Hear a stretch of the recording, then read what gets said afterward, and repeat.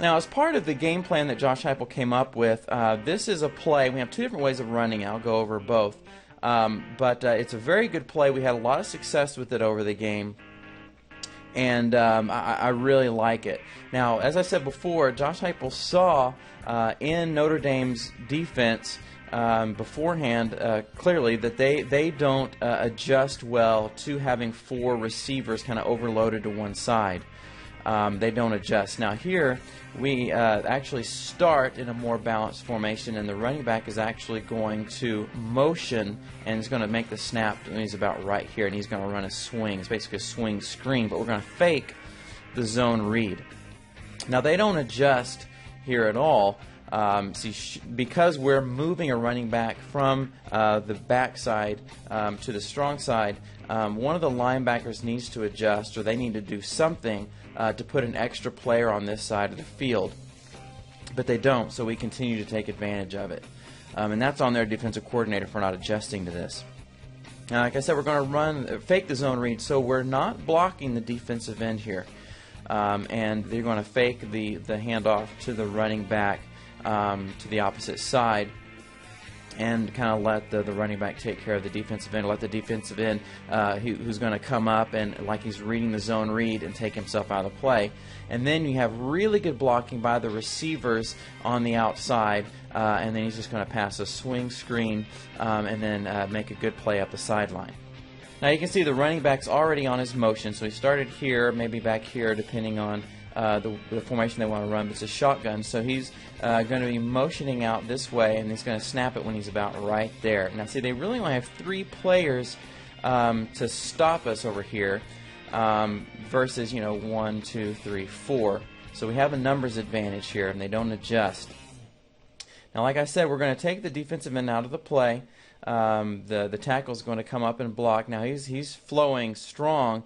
So really, the block is kind of nil at this point, but he's so far, he doesn't adjust and move with him, so even though he's unblocked, he can't get there quickly enough. Now he's going to fake the snap, and see, here's the defensive end who's unblocked, and then quick pass to the screen. Now look at these blocks. Now they're going to cut them. In this case, it's very good.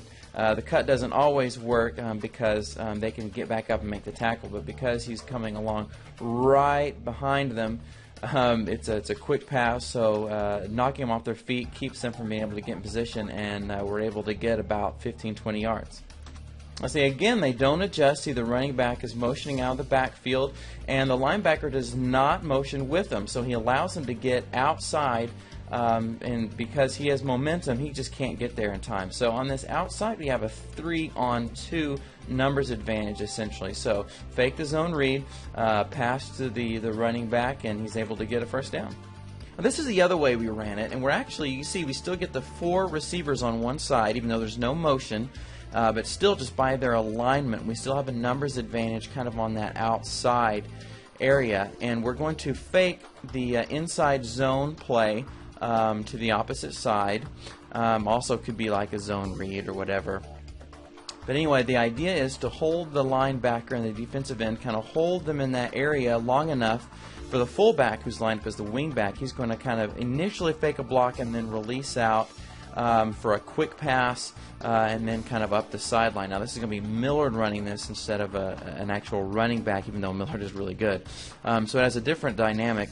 But still allows us to attack that outside very quickly, and any hesitation on their part, which they have to because our running game was successful, they have to respect that, and so this is a play I think we're going to have success with later on this year as well.